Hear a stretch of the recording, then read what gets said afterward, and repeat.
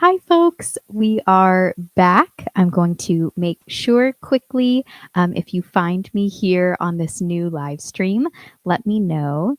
Can you hear keyboard? I'm going to play it now. And I've got all my fingers crossed. I restarted the laptop, unplugged, and replugged everything in. So let me know. Yay!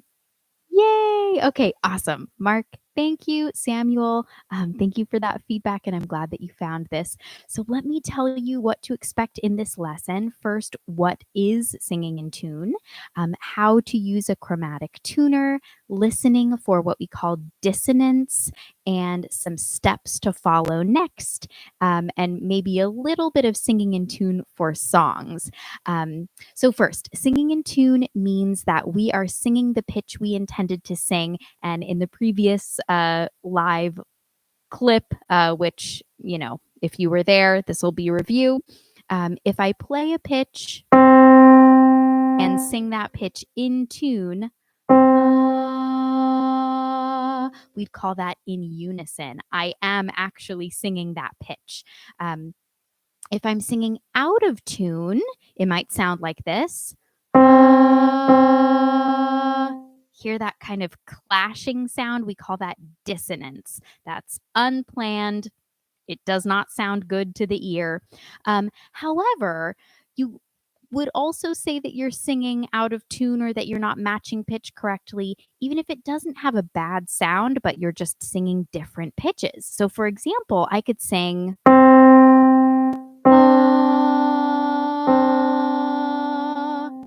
Now that's not unison. I'm not matching pitch with the keyboard. Someone might not call that out of tune, but for my purposes, I would say, okay, we want to have the ability to sing in tune and match pitch. So, hi Jack, hi Ember and Nick and Taylor. Thank you so much for being here.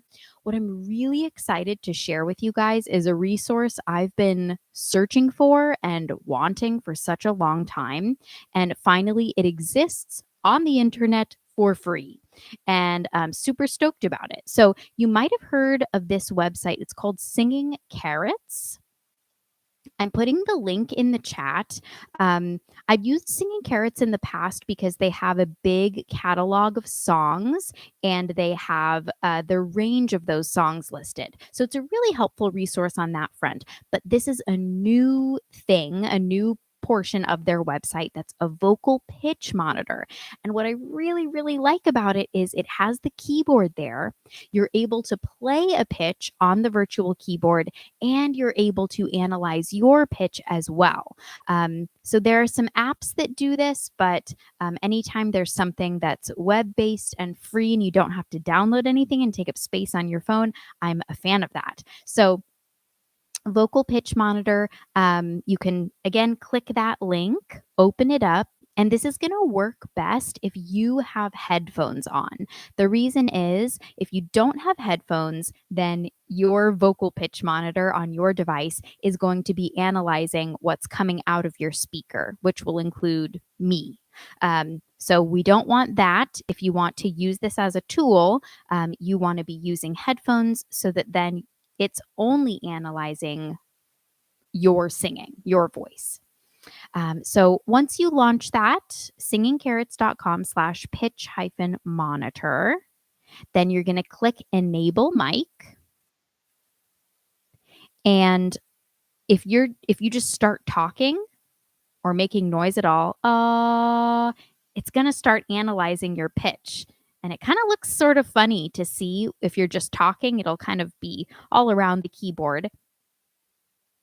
But something I want you to do right now is just sing any pitch at all, and just make note of what that is. Sing a pitch that feels comfortable to you. So for me, I can see A#3. That is the pitch that felt comfy to me. There it is again, A#3, also known as B flat 3. What's really cool though is I can choose a pitch pitch. So now I'm going to play C4. So I'm playing it on the keyboard there. I'll play it on my keyboard as well. And you'll see, because this thing is constantly analyzing pitch, it's picking up, yes, C4 is being played. And then for you to go practice matching pitch, now you can get a pitch reference, C4, for example. Play, and then you try to sing, and you'll see, okay, yes, I am singing C4. The reason this is so exciting is because a lot of us, if you're here, I assume that you're doing at least some of your learning online, right? That you're not just exclusively working with a private teacher. Maybe you've never worked with a private teacher or don't intend to, and that's understandable. That's private lessons are expensive. But singing in tune is really difficult to teach in the online format because you need to know what pitch you're intending to sing. And then you need something or someone telling you if you are singing that pitch. So, long term, we want to train our ears so that we can tell if we're singing in tune or not. But for a beginning singer and for many singers in general, this they can't rely on their ear. They if it hasn't been trained. So I'm glad you like that. Atlantis Creed Awake. Hi, Wayne. And Saint is saying I find it difficult to sing my own written songs. What is it that you find difficult, I wonder? The nice thing about writing your own songs is that you have control over the key and the melody. So tell me more about that, Saint KK. I want to know what you're finding difficult. All right, so just introducing this tool for you. If you are brand new to singing, then what I would recommend you do is start by just singing, seeing what pitch your voice naturally landed on. So again, for me, it was A sharp 3 or B flat 3. That's the same pitch. And then walking up and down from there. Reason we're starting in our comfort zone is range issues can turn into pitch issues. So for example, if I play a pitch on the keyboard that is outside of my range and I can't hit it, then that's really not a pitch issue or a singing in tune issue. That's just, gosh, I picked a pitch that is too high or low for me. So for example, if I am, I'm a higher voiced singer, alto, mezzo, soprano. And if I pick a pitch on the keyboard that is too low for me to sing, for example, I'm going to click C3 and I try to sing that. The lowest I can get in a really ugly tone is D3. And that's not a pitch issue for me. I can hear the pitch fine. I can sing a C4, but I can't sing a C3. And same thing for you. If you're choosing a pitch that's too low or too high, then you're kind of shooting yourself in the foot. And if you're a beginning singer, you won't know what pitch is too low or too high for you. So that's why we start just singing a random pitch. So let's say your comfy pitch, and if you want to share in the comments, if you're here live, share what pitch your voice kind of naturally landed on. For me, it was A sharp 3. So then my next step would be walking up and down from there. So A sharp 3, here it is. So perhaps my next step in training my ear and training my voice to match pitch is to go a little bit lower to A3. So I'm going to play the pitch and then attempt to match it.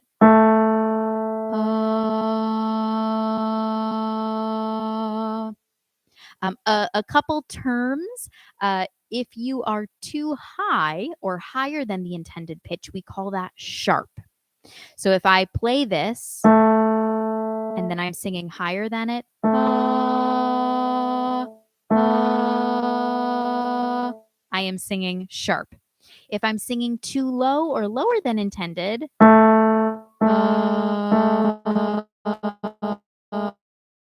we call that flat. So if you remember, if you were alive when I was and watching American Idol when it was Simon and Paula and Randy, Randy kind of popularized the phrase pitchy. You'd be like, that's pitchy. This is what he meant, that a singer was not singing in tune, that they were either a little bit sharp or a little bit flat, maybe both, at different points in the song. Okay, so Mark said G3 and just a natural speaking chest voice. So that's awesome. That can be your kind of home base when you work on matching pitch. So how does this work out in the context of exercises and songs? Obviously, we're starting very simple, just matching one single pitch. But in a vocal warm-up, singing in tune means we're matching the pitch of the piano guide. So a typical warm-up, let's say it's something like 1, 2, 3, 4, 5, 4, 3, 2, 1, and you're singing on whatever. Maybe you're singing on ba.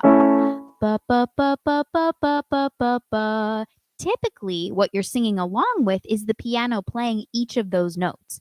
Ba, ba, ba, ba, ba, ba, ba, ba, ba. And then you'll get this kind of sound. That's establishing the next key up, and then you'll hear that same pattern just a little bit higher. Ba, ba, ba, ba, ba, ba, ba, ba, ba.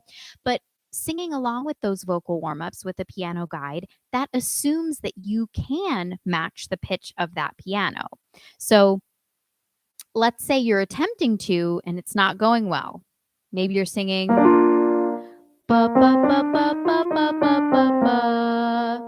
You're matching some of the pitches, but not all of them. Then working on pitch matching one pitch at a time, that's very, very important. And that's where I would start if I was in that boat. In a song, singing in tune means that we're singing the melody correctly. We're singing it as it should be. And again, I think I mentioned this in the last video, but our long-term goal is to train our ear so that we recognize dissonance and unison. And it's also important to state that some singers do develop this naturally with musical exposure and maybe some level of experience. But it's okay if you struggle with this and you need focused training, because many, many singers do. And until we can really trust our ear to tell us, yes, we're in tune, or no, we're not, we need a tool or a teacher to tell us that. So we need trained ears or something, a piece of technology that's not going to lie. So we've got one chromatic tuner here. I want to give you a few more steps to go through, especially if you're struggling with just playing and then matching the pitch. So the steps that I like to follow are, first, singing the pitch in your head. The fancy term for that is audiate. So you're going to audiate, sing it in your head. Next step is to hum the pitch. And then third step will be to sing aloud. So I want you to try that on your own. Because we have different vocal ranges and different, voice types, I don't want to prescribe a pitch to you because I might choose something that's not comfy for you. So instead, I want you to use that home base pitch that you found. So for Mark, that was G3. For me, it was A sharp 3. And if you just tuned in and you're new, we're using this pitch monitor from Singing Carrots. Here's the link in the live chat. And what you're doing is you're enabling mic access, and then you're just making noise, whatever feels comfortable for you, just whatever comes out. And you're seeing what pitch that is. That's the cool thing about a chromatic tuner like this, is it tells you what pitch you're singing. And then you're using that as home base. You can also see it show up where it is on the keyboard. So then you can click the key just to the right of it. That would be going higher. Or click the key going just to the left of it. That would be going lower. And then you're attempting to match that pitch. So you're getting your pitch reference, and then you're singing that same pitch. Okay, so that's our process here. Again, I'm not prescribing pitches to you because I don't know where your voice is comfy, and I want you to be comfortable. We're not working on range extension right now. We're working on pitch matching.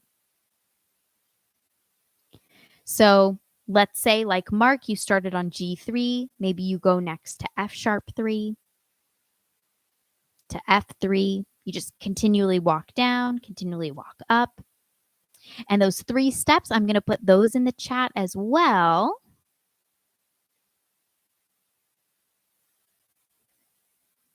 Play reference pitch. Did I spell that? Yeah, okay. Play reference pitch. Audiate. Sing in your head. That's a term I learned in college. Never heard it before that. Hum. And then sing aloud. Taylor was saying, speaking my voice, singing 1, 2, 3, 4, 5 on a B helped you. That's good. Melina Joy said her comfortable pitch was B3. And Saint KK was saying, can that be done in a recording studio?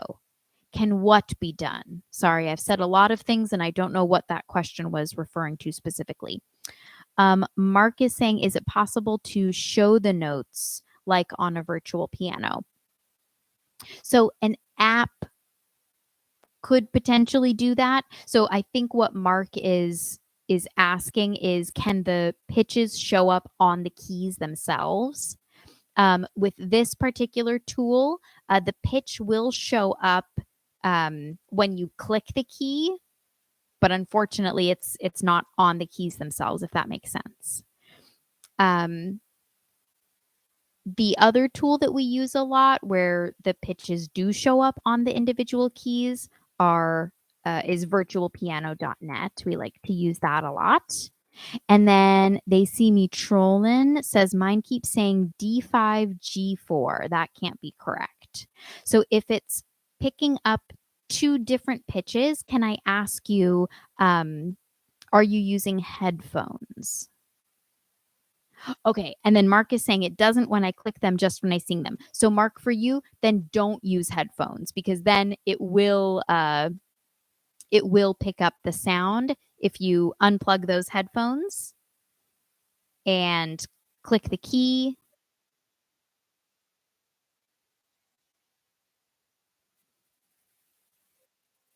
Oh, I guess mine isn't doing that either.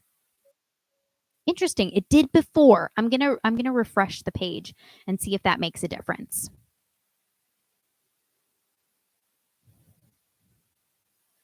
Okay. And then They See Me Trolling. Yes, I'm using headphones. D5 is my low note. So another reason why you might get 2 pitches kind of showing up at the same time has to do with what we call overtones or harmonics. And that opens up a whole can of worms, but the idea is actually when you play a pitch, what we call the fundamental pitch, there are actually other pitches sounding at the same time. We're just not really actively aware of that. So I've noticed that as well here. I'll sometimes get the octave sounding. So when you said, D5 and G4, what could be happening is you're hearing, or this is picking up on a harmonic. Don't really want to dive into that too much. Nick was saying natural speaking chest voice is still A2. Okay, I'm going to enable my mic again. Duh. Got it. Okay. Yeah. Thank you, Mark, for pointing that out. So mine, for whatever reason, is also not letting me know what the reference pitch is when I just click it. So we kind of have to fill in the gaps to use this tool. The nice thing is if you sing, it does show up where that is on the piano. So then you can start to memorize that or have a little cheat sheet off to the side. You could have a piano keyboard with the keys labeled. It's really hard to find a tool that has it all in one, isn't it? But anyways, I hope that makes sense. So if you sing a pitch, let's say it's the G3.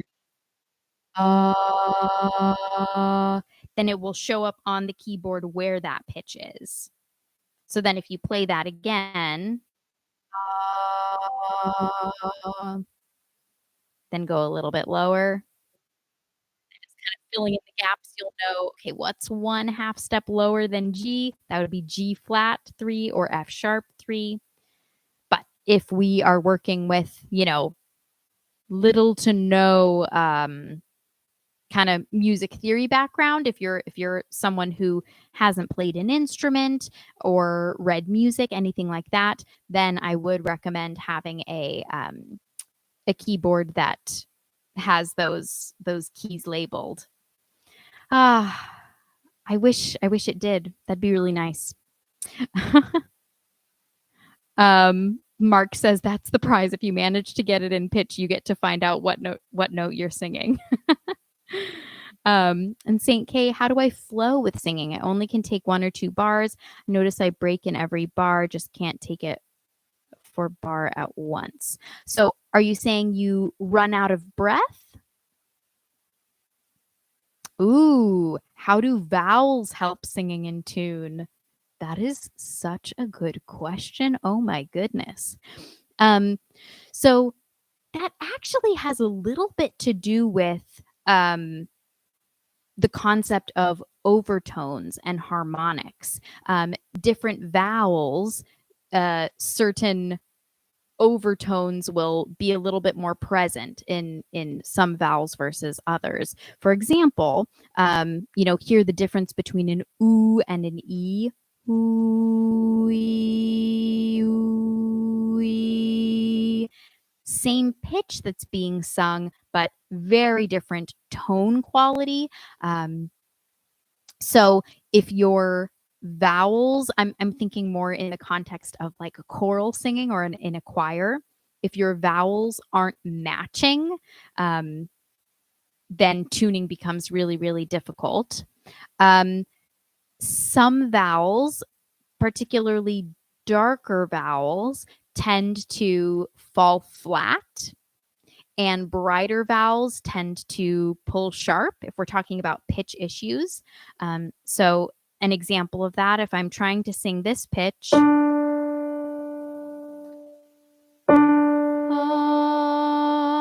if I go a little bit darker, I'm falling flat. If I go too bright, then my tendency is to pull sharp. So I'm trying to answer this as practically as possible without getting in the weeds. How do vowels help singing in tune? If you are falling flat, then going for a brighter or a wider vowel can often help to bring the pitch up. And if you're going sharp, then going for a slightly darker or more rounded vowel can help to bring the pitch down. I hope that made sense and is helpful for you. I'll put in the chat a few things. So if I say dark, I mean like ooh, oh. And if I say bright, I mean like e, a, as in cat. Another way to think about that is just having a rounded shape ooh, versus a flat or wide shape. Yeah. So that's why sometimes you get the advice to smile if you're falling flat. I don't know if you've ever heard that, if a choir director or a voice teacher has told you to smile when you sing. Sometimes that advice is being given because the sound is getting a little bit too dark or even falling flat. And smiling or, widening the mouth and the vowels having a brighter tone quality, that can help to raise the pitch. Saint KK was asking, not running out of breath, but not knowing how to take the next line.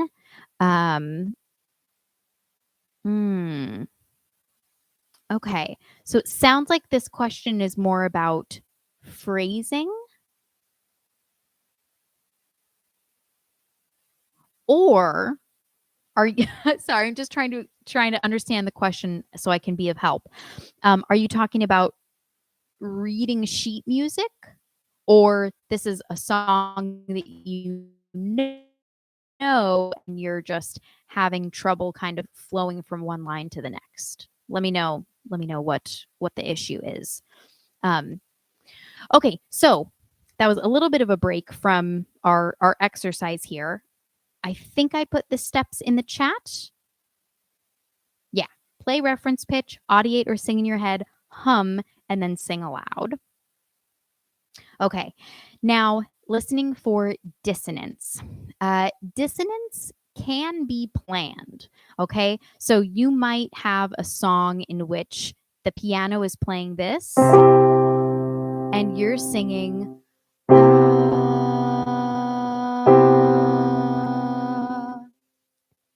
If that's planned, it can sound cool. In fact, that's a major seventh. Sounds jazzy, sounds cool. But if it's not planned, if the melody is supposed to be, I have to think of a song now. I'm just going to do Happy Birthday. If you're supposed to be singing Happy Birthday, Happy Birthday, and instead you're singing Happy Birthday, right? You can hear the difference between maybe that's planned and it's cool versus Happy Birthday and it's not planned and it doesn't sound good. That would be unplanned dissonance, singing out of tune, being pitchy if you're Randy Jackson. So the way that we train our ear to recognize this is by doing exercises like this, where we pick a single pitch, we attempt to sing that pitch in tune, and what you're listening for is your voice disappearing into the piano.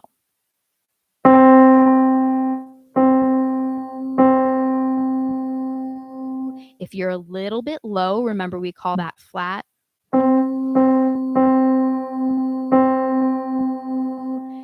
You'll hear two distinct sounds, piano and you. If you're sharp or too high,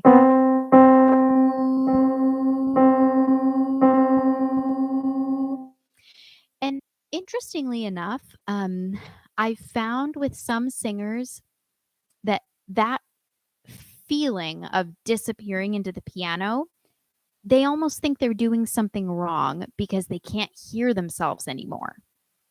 And so sometimes I've worked with singers who they have pitch issues because it's like they don't trust that they're doing it correctly. They don't trust that feeling of unison of disappearing into the piano. They're looking for distinction. They want to hear themselves.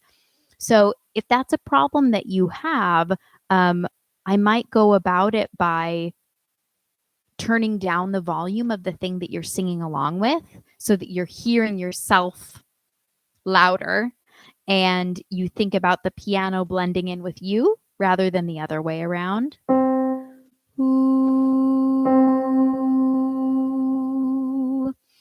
That might be a way to go about it. Another thing to point out here that's really, really important when it comes to singing in tune is if you're singing the correct pitch letter name, but in a different octave, that's not necessarily a bad thing, especially if you are, say, a low voice trying to sing along with a high voice.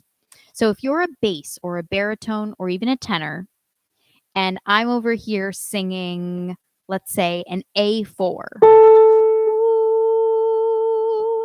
And for you, that feels too high, and you naturally sing an A3. I'm going to play the two together, and you'll hear that these two sounds kind of blend together as well.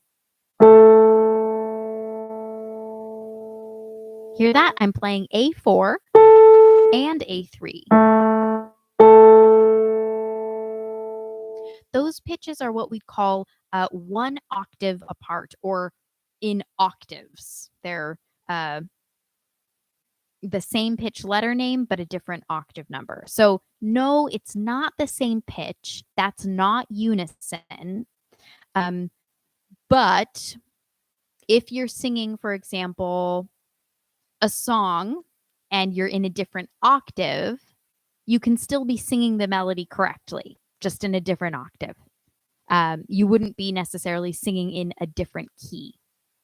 So let's say, I'm going to kind of keep it in that zone. Let's say we're singing Happy Birthday and you're singing along with me and I'm going, Happy Birthday, all the way up there. Happy Birthday. If you sang Happy Birthday, this is what it would sound like. Happy birthday. Or the opposite way. Happy birthday. So that would still be correct for your voice and for your range. I hope that makes sense. Are you matching pitch? Are you matching that exact pitch? No. But are you singing in tune for the purposes of the song? Yes. And would you need to change anything about that? No. You might want to choose a different key just to find one that's comfy for you, but that's not a problem, not a pitch problem. Now, Peter's saying, if your voice is disappearing into the piano, close the lid. I'll have to think about that one. I think I might be overthinking it. Saint KK is saying yes from one line to the next. So I think, so Saint KK was asking a question about phrasing and kind of flowing from one line of a song into the next. I would say how to connect from one bar to the next. I get stuck on one key sometimes, lose the sense of which key to sing next. Okay. Gosh, I wish there was a specific example. I would like to hear what it is that you're describing, but I think,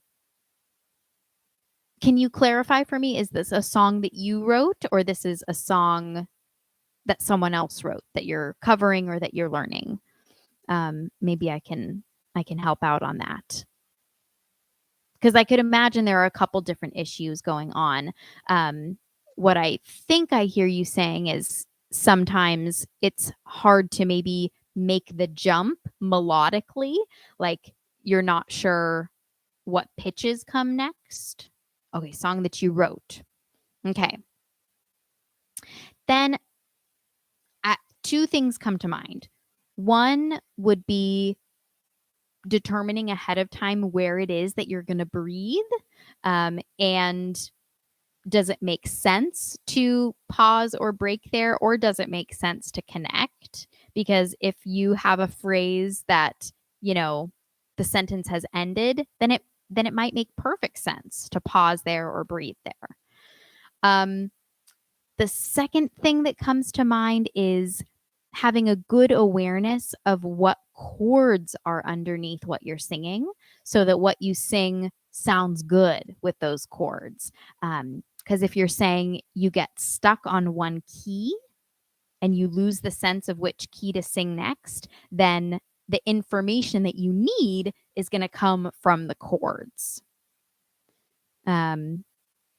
So I hope that makes sense. Tell me, are you writing with an instrument? Are you writing with guitar or piano?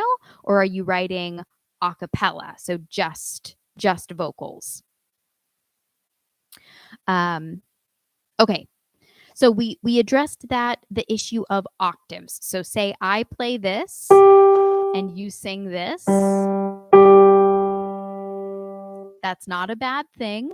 However, it is something that you should know is happening.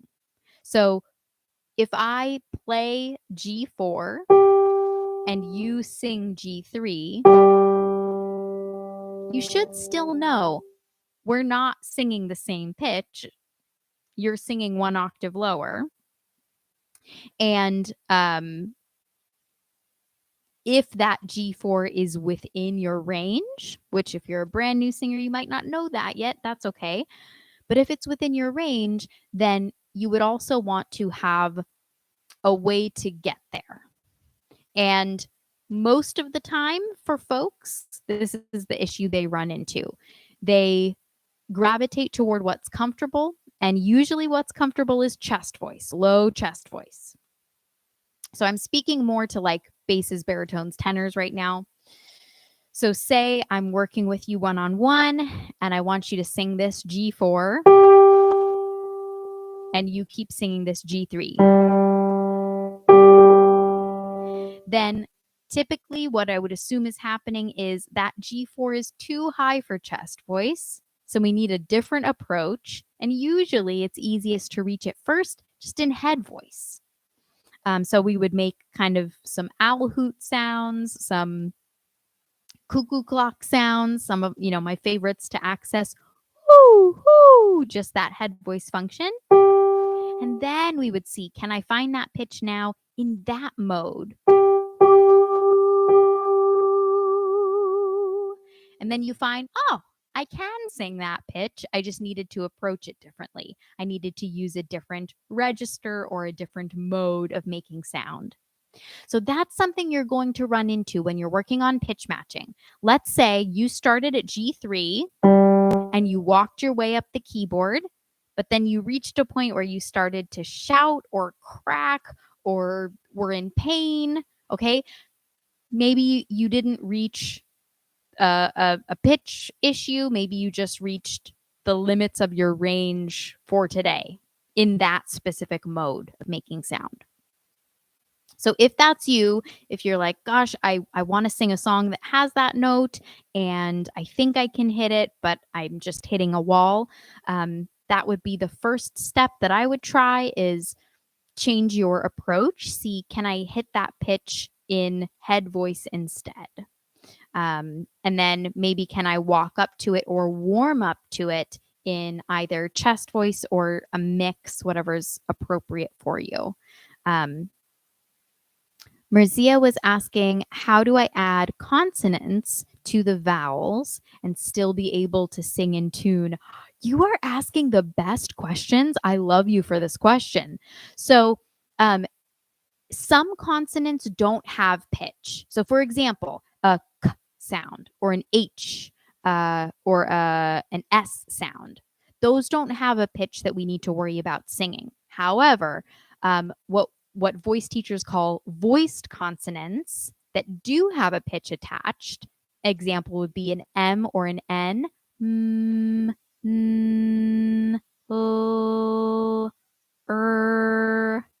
all of those you do want to pitch at the same level that the vowel is.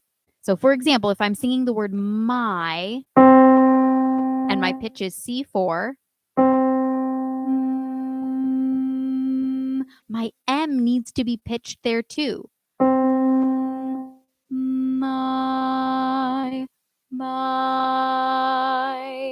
So both the M and the I. That's such a great question. Yeah. But the other consonants, let's say the word was, I'm trying to think, pie. Pie. You wouldn't have to worry about pitching that P because that doesn't have a pitch that we perceive or that we would sing. And St. KK was saying just vocals. I want to be able to sing to any words I read. Even if it's not a song, like turning 4 sentences into a song. Okay, or like, taking a poem and then putting a melody to it. Gotcha. Okay. So this is a difficult question for me to answer because now I understand the rhythm and the timing is also probably an issue that you're dealing with. So then what you would want to figure out in order to break them up well would be how many syllables are kind of appropriate for each line. Yeah, freestyle. I understand. or I think I understand. I hope I understand. um, so not all prose is written in a way that you could easily sing it just reading off of the page. That's just, I think I would struggle as well. But I think where I would start just in, reading off the page and trying to make a song from that, that's hard. I'm reading my lesson plan right now and I'm thinking, how would I sing this? um, so I think you would need to kind of have a little bit of a melody in mind and then plan your phrasing in a way that you can fit those syllables in. You might have to kind of spit some syllables out more quickly than others. We can think of, examples of that in real songs, where you'll have one word that has multiple pitches, like, oh, or you could just have, oh, I know, one word per pitch. So that would be another thing to consider, is you can have multisyllabic words or just one syllable, multiple pitches in order to make it fit into a phrase. I hope that makes sense. But really, really interesting questions today. Atlantis Creed is saying, I would watch a lot of musicals. LOL, I sing my sentences all the time. Yeah. So singing sentences that you're reading, that's another skill. I like it. I think that's great advice though. There was a question up here. Zarly, how do you find your range? Is it just what you feel comfortable with or where there's power? Another good question. So, in general, depends on who you ask, but finding your range and finding your voice type, those are two different things. So, range would be what's the lowest pitch that you can make a relatively beautiful sound on, and that feels relatively comfortable to you, to what's the highest pitch. Same criteria. Does it sound reasonably good? Does it feel reasonably good? I personally would not include in my range, like my range that I'd put on a resume, any pitches that don't sound good or feel good to sing. But for your purposes, just, for you personally as a singer, you might say, yeah, my comfortable, beautiful range is this to this, but I can kind of make sound from here to here. And then your question about where there's power, that would give you a little bit more information for choosing a voice type. So let's say your range covers alto through soprano, but you're most powerful in the soprano range, then you might choose to sing more repertoire or choose to sing soprano in choir. But that doesn't mean your range is limited to that. I hope that answers that question. Really good question. Not related, but my whole range is F sharp 2 to F5. My comfort zone is usually around F3 to G4 or A4. Does that indicate tenor? I would say, so if your comfort zone F3 to G4, I think that's correct. I think most rep, I think what you're describing, the F3 to G4 kind of like power zone, that most aligns with what a tenor would sing. Yeah, agreed.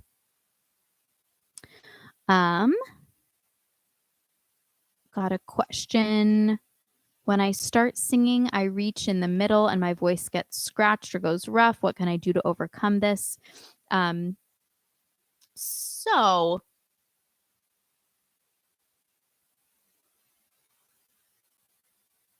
Sorry, I'm reading more than one question at once. Talking about reaching in the middle and voice getting scratched or going rough.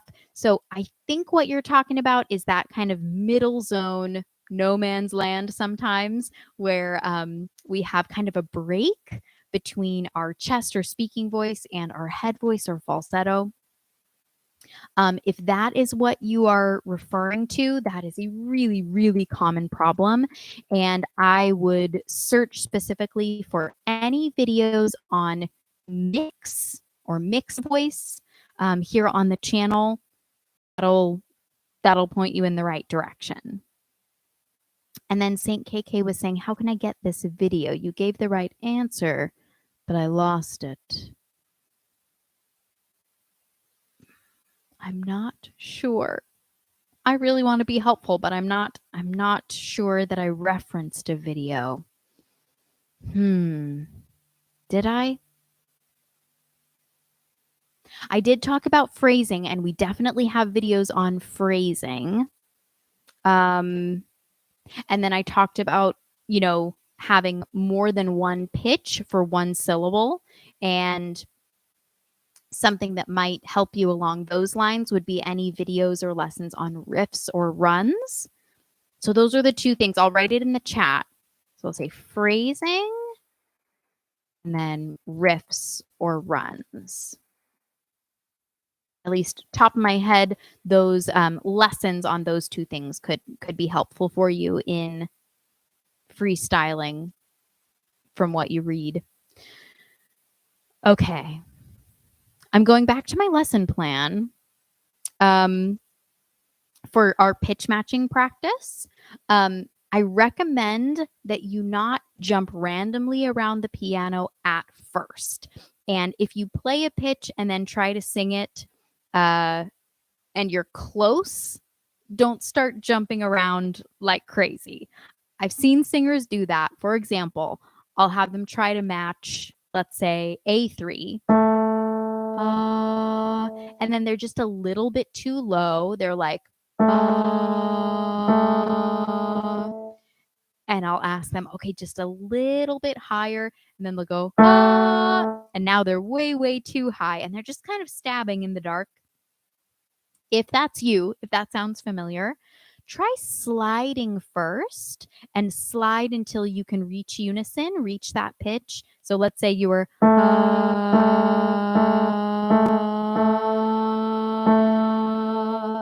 until you come into tune. Sometimes you're going to slide too far. You'll go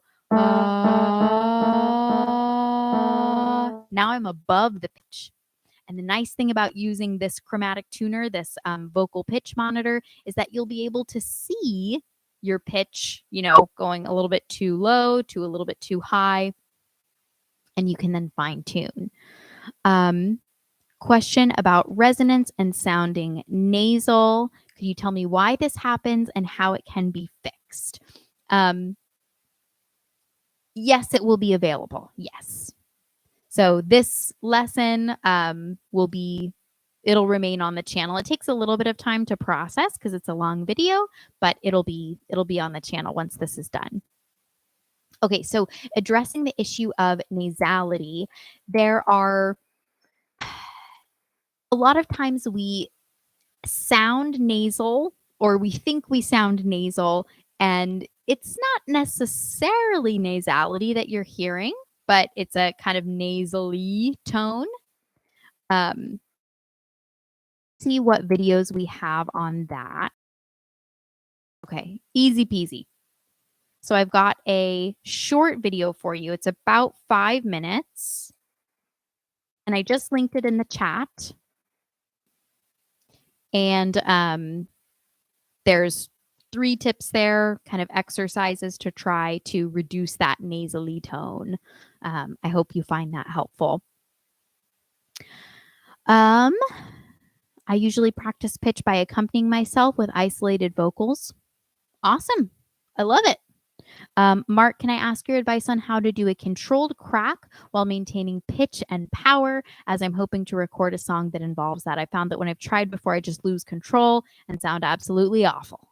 I have been there, Mark. Can I ask you, are you cracking to a specific pitch? So, for example, are you going, hey, hey, or is it the same pitch, hey, that you're kind of like letting your voice break on?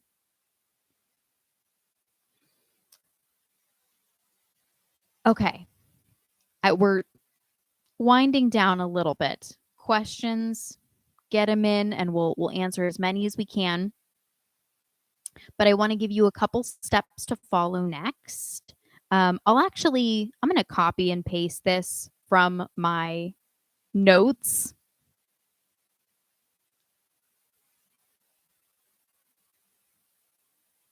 And Mark was saying, yes, I think it's to a specific pitch. So I would start by using vowels that help you in that zone. So for me, that would be a wide vowel to a narrow vowel. So going like hey to E, hey, hey. Wide vowel typically will help you find that more chesty quality, and then narrow vowel will help you find that more head voicey quality. And then once that's comfy, provided that's in tune, okay, it's on the word I. So then I would really overdo, because I is a diphthong. I would practice by going I, E, I, and kind of treating it as two different words, and E.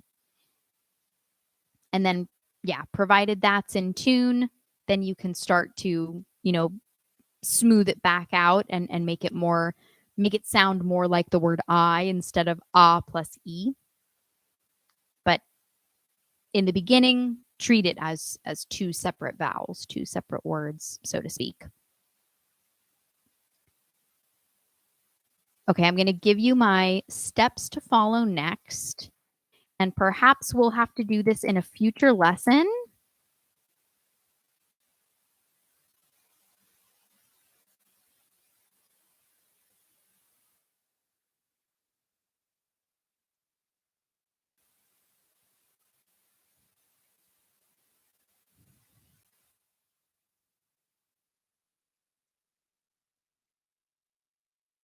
I think we will have to do another lesson on this, my friends.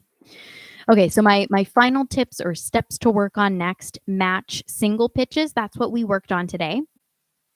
Match single pitches within a given scale or key, and you can use, there's a site, let me find it for you real quick. pianoscales.org/major. So that's what I mean when I said use piano major scales to get the correct pitches in any key.